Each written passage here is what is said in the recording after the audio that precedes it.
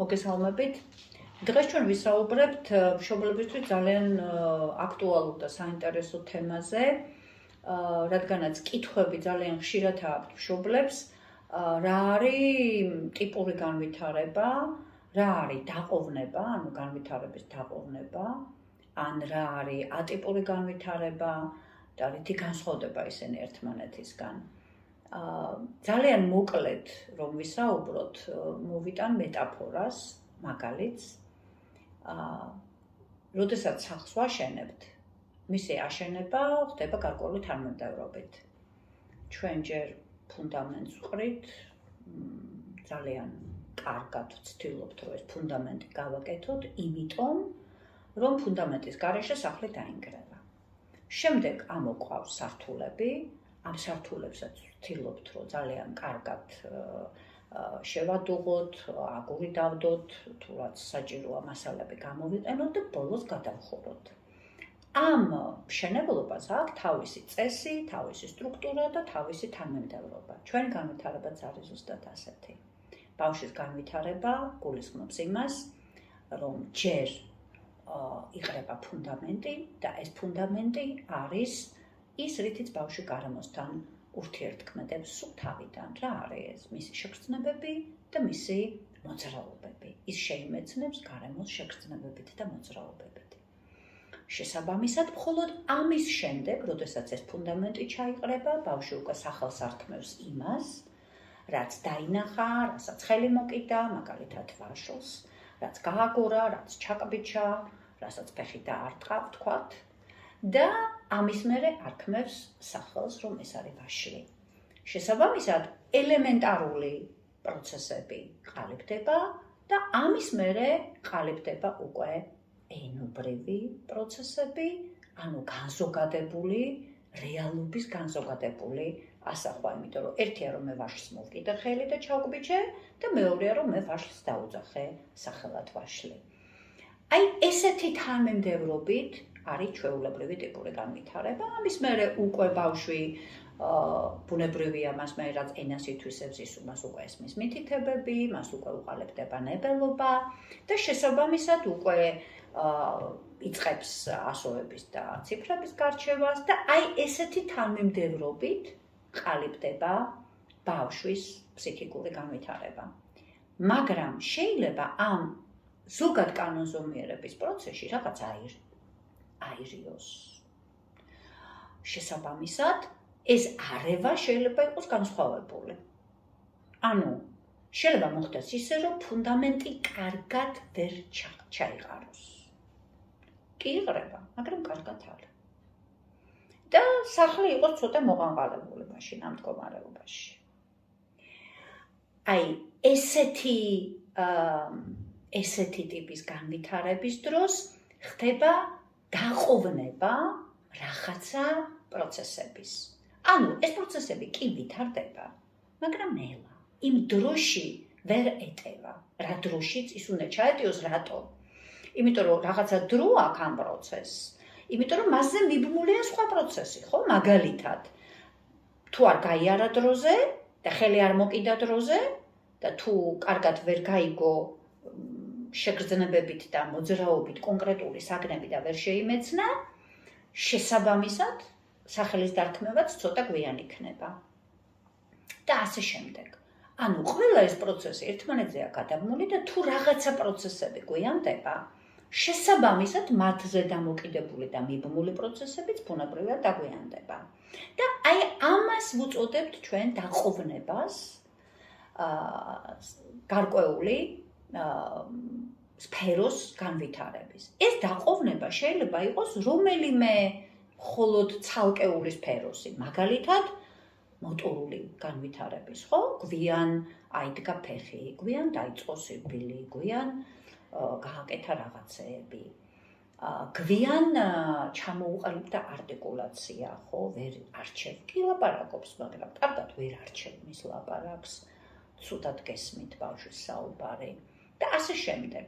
ეს შეიძლება იყოს ერთი რომელიღაცა სფერო. მაგრამ არის ისე, რომ შეიძლება ყველა სფეროში მოხდეს ესეთი დაყოვნება და ამას გლობალურ დაყოვნებას, გლობალურ შეფერხებას უწოდებენ ხოლმე სპეციალისტები, როცა ბევრ სფეროში, ანუ ფუნდამენტის ჩაყრის პროცესში, ბევრ სფეროში არის გარკვეული შეფერხებები. და დაუშვათ ბავშვს შეგრძნებების პრობლემაც აქვს, მისი მოწესრიგების პრობლემაც დაუშვათ მოტორულიც, მერე ენობრივიც და ბევრი სფერო გამოდის, რომ ყვნდება.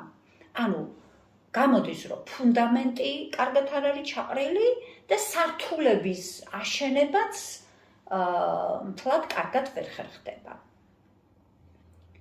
მაგრამ ჩვენ გვაქვს კიდევ ერთი საინტერესო ტიპის განვითარება, როდესაც აი ესეთი თანმიმდევრობით კი არ ხდება შეფერხება ან დაყოვნება მოქმედებების ნახეთ, რაღაცა სართულები სწრაფად შენდება. ძალიან უცნაურია, რეალურად ეს არ ხდება ხოლმე. ფუნდამენტი ასე თუ ისე ჩაყრილია და მერე უცბად მესამე სართული შენდება. რაღაცა მიზეზების გამო. პირველი ორი არ არის.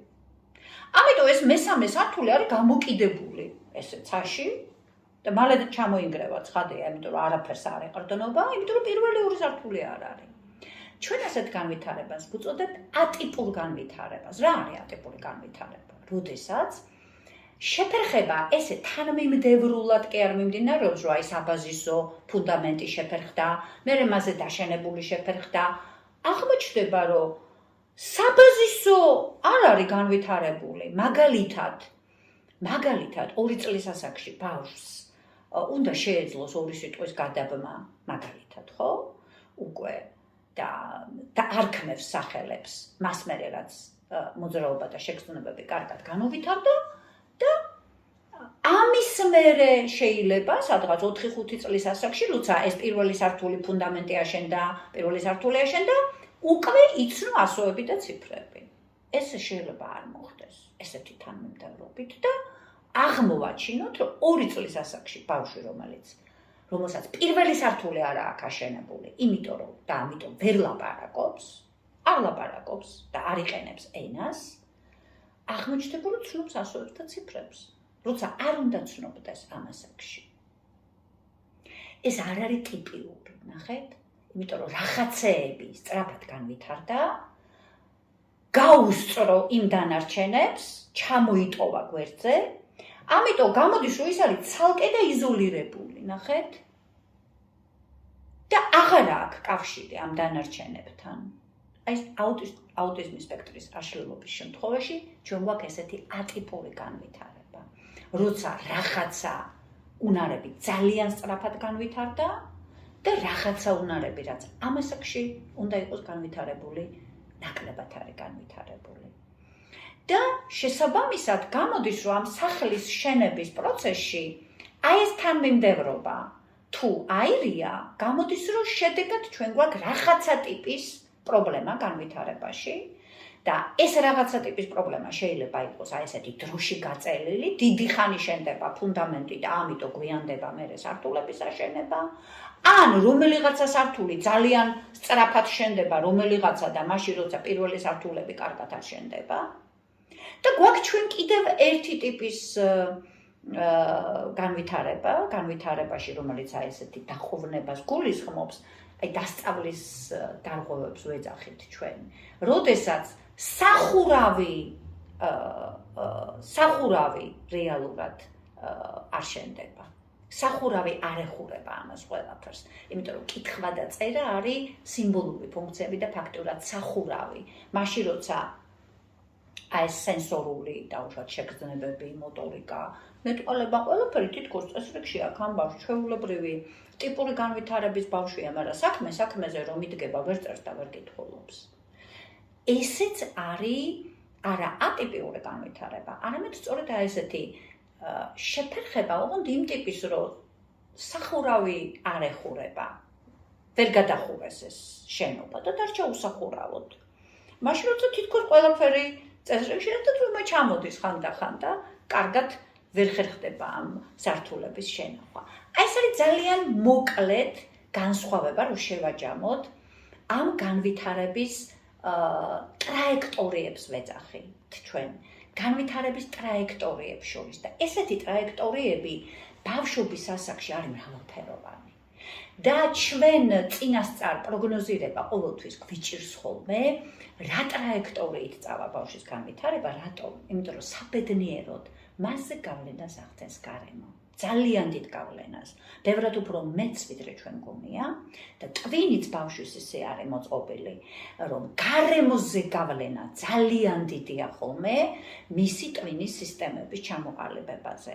სწორედ ამიტომ არის მნიშვნელოვანი ადრეულ ასაკში ბავშვების მხარდაჭერა ფსიქოლოგიურიც და პედაგოგიურიც იმისთვის, რომ ეს განვითარების ტრაექტორია, რომელსაც ჩვენ ხედავთ, რომ ყოფნდება, დროზე ვერ ყალიბდება ან ფუნდამენტი, ან სართული, ან რომელიღაც სასართული უცბად აშენდა და რაღაცა სართულები მეაქ მომრჩა და კარგად არ არის აშენებული, სწორედ გარემომ ამ შემთხვევაში ოჯახმა, საბავშვო ბაღმა, სპეციალისტებმა იციან ერთობლივად, როგორ მოახდინონ ამ დაბრუნება, ასე ვთქვათ, აი ამ მშენებლობის პროცესში და ამოშენება იმისი, რაც დაგვრჩა, რაც აი ამ შენობას კეთილსაიმედოს გახდის და ძალიან მყარს გახდის, ხომ ასეა? აქედან გამომდინარე გარემოს და გარემოდან ჩვენ დამოკიდებულებას და ჩარევას აქ გადამწყვეტი მნიშვნელობა სწორედ ამ განვითარების ტრაექტორიაზე. დიდი მადლობა.